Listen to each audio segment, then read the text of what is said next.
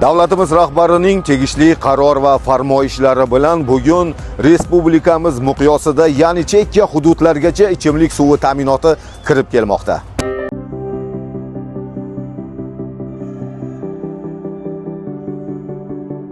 Mana 54 yildan beri shu yerda yashayman. Ariqlardan, quduqlardan suv ichardik.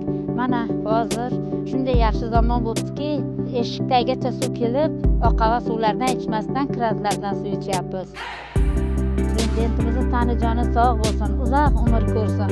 Shu qatorda viloyat hokimimizga ham rahmat aytamiz. Tanijonlari sog' bo'lsin, bundan ham matlabalari ulug' bo'lsin. Lo'g'on qishlog'i chegara hududida mazkur hududga 18 kilometr toza ichimlik suvi kirib kelmoqda.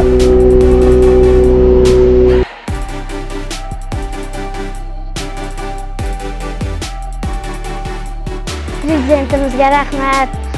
Oldin suvimiz yo'q edi, endi bo'ladigan bo'ldi. Rahmat. Haqiqatda hozir mana prezidentimizni sharofatlari bilan haq va adolat qaror topgani mana shu zamonimizda Allohga shukrlar bo'lsin. Birinchi o'rinda men prezidentimizga mana shu fursatdan foydalanib, yurtimiz tinch bo'lsin, osmonimiz musaffo bo'lsin. Suvimiz tiniq bo'lsin, nonimiz oppoq bo'lsin. Alhamdulillahi robbil alamin.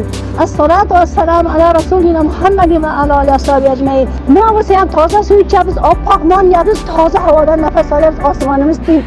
Robbana atina fid dunya hasanatan va fil oxirati hasanatan va qina azoban nar bi rahmatika arhamar rohimin.